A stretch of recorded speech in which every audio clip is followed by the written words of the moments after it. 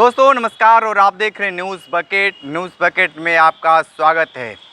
आंगनबाड़ी को लेकर प्रदेश के संरक्षक हैं और इनसे हम बात करेंगे कि क्या कुछ इस समय चल रहा है आंगनबाड़ी को लेकर। ये बताइए कि महिलाओं की लड़ाई लड़ते हैं आंगनबाड़ी के लिए, इस समय क्या मूलभूत समस्या है आंगनबाड़ी को लेकर? देखिए, पूरे उत्तर प्रदेश में 3,76,984 की संख्या में आंगनबाड़ी कार्यकर्त्री, मिनी कार्यकर्त्री और सहायिकाएँ कार्यरत हैं। अपने काम को लेकर के आंगनबाड़ी हमेशा 24 घंटा सचेत रहती है और आंगनबाड़ी इस विषय को लेकर ज़्यादा परेशान है कि महंगाई रात दिन बढ़ रही है, लेकिन उनका मानदेय सरकार नहीं बढ़ा रही है। क्योंकि आप जानते हैं कि 6,000 रुपया महीना मिलता है आंगनबाड़ी कार्यकर्त्री को, 3,000 सहायिका को मिलता है।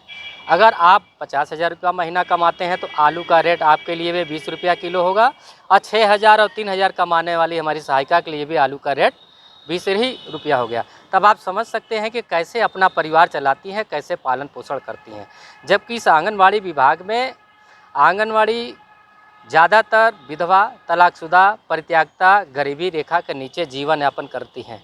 जबकि सरकार जानती है कि गरीबों को मदद करना है, लेकिन सरकार का निगाह आंगनबाड़ी कार्यकर्तियों और सहायिकाओं के मानदेय बढ़ाने, शासकीय कर्मचारी बनाने या अन्य सुविधाओं को देने की ओर नहीं है। हाँ, ये बताइए कि जिस तरीके से महिलाएं काम करती हैं, इनको अलग भी जब भी कोई चुनाव आता है, कोई भी और योजना आता है, तो इनको उस काम में लगाया जाता है। ऐसा क्यों किया जाता है? राजनीति में चाहे उत्तर प्रदेश की सरकार हो, चाहे उनके ब्यूरोक्रेसी के अधिकारी हो ऊपर बैठे, ये लोग अपना डर दिखा करके, अपना डंडा दिखा करके केवल आंगनबाड़ी विभाग ही नहीं, बीएलओ से लेकर के निर्वाचन में ड्यूटी कराने से लेकर के, बूथ पर ड्यूटी कराने से लेकर के, खाद्यान्न वितरण कराने से लेकर के, मतलब जो भी ग्रास रूट पर काम आता है सब आंगनबाड़ी से कराया जाता है। जबकि आंगनबाड़ी से विभागीय कार्यों के अतिरिक्त अन्य किसी विभाग का कार्य न कराया जाए। सरकार के मुख्य सचिव, प्रमुख सचिव, विभागीय सचिव लगातार आदेश कर रहे हैं कि आंगनबाड़ी मृत्यु दर, कुपोषण दर कम करने के लिए इनको लगाया गया है भारत सरकार की परियोजना में, इनसे अन्य विभाग का काम न लिया जाए। इसके बाद भी जब संगठन कोर्ट गया, इलाहाबाद हाई कोर्ट ने आदेश भी किया है कि आंगनबाड़ी कर्मचारियों से विभागीय कार्यों के अलावा अन्य किसी प्रकार का कार्य न लिया जाए, लेकिन जनपदों में जिलाधिकारी, ऊपर बैठे अधिकारी, ब्यूरोक्रेसी के लोग अपने ही सरकार के आदेशों का उल्लंघन करते हैं, हाई कोर्ट के आदेशों का अवमानना करते हैं। जिस तरीके से देखा जाता है कि जब चुनाव आता है, चुनाव से पहले या बाद में भी उन लोगों को भी, वो लोग भी संघर्ष करते हैं तमाम तरह की दिक्कतों के लेकर। मूलभूत इस समय क्या दिक्कतें हो रही हैं?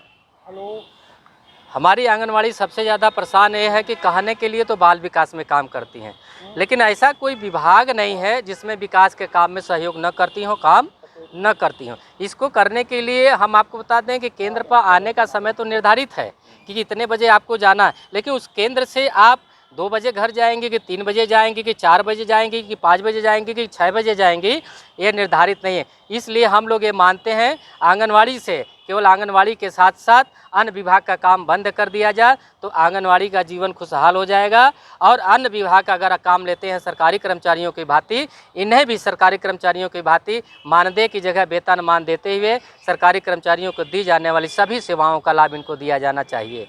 जिस तरीके से लगातार ये कहा जाता है कि ये लोग बहुत कम काम करती हैं, इनके ऊपर आरोप भी लगाए जाते हैं, जो आरोप लगाए जाते हैं वो कितना सही होता है? बिल्कुल गलत है, असत्य है। जो आरोप लगाता है इनके कामों से परिचित नहीं है। जैसे आप कॉमन बात समझ लीजिए, एक घर में, हर घर में महिला होती है, एक महिला कितना घर में काम करती है, सुबह उठने से लेकर के सोने तक, लेकिन उसके काम की वरीयता नहीं की जाती है। जैसे पुरुष प्रधान देश है, लेकिन अब हम आंगनबाड़ी सब पढ़ी लिखी हैं, अब सड़क से लेकर सदन तक संघर्ष करने को तैयार हैं कि अब हम घर में बंद करके जैसे झेलते थे उसी तरीके से आंगनबाड़ी विभाग में आकर के झेल रहे हैं। अपने हक अधिकार को लेकर के उत्तर प्रदेश की आंगनबाड़ी कार्यकर्त्रियाँ अब जो है लखनऊ में सितंबर माह में सड़क पर उतरने के लिए बाध्य होंगी। एक आखिरी सवाल ये है कि लोकसभा चुनाव है, क्या कुछ इनकी मांगें होंगी जो विशेष होंगी? देखिए, आंगनबाड़ी की सबसे मुख्य जो मांगें हैं, इनको जब कर्मचारियों की भांति तमाम विभागों का काम आप ले रहे हैं तो इनको शासकीय कर्मचारी घोषित किया जाए। अगर शासकीय कर्मचारी घोषित करने में कहीं कोई दिक्कत आ रही है नीतिगत, तब तक इन्हें कार्यकर्त्री को 18,000, सहायिका को 9,000 मानदेय देते हुए शासकीय कर्मचारी को दी जाने वाली सभी सेवाओं का लाभ दिया जाए। ठीक है। एक बार हम चाहते हैं कि आप अपना स्वयं परिचय बता दीजिए दर्शकों को।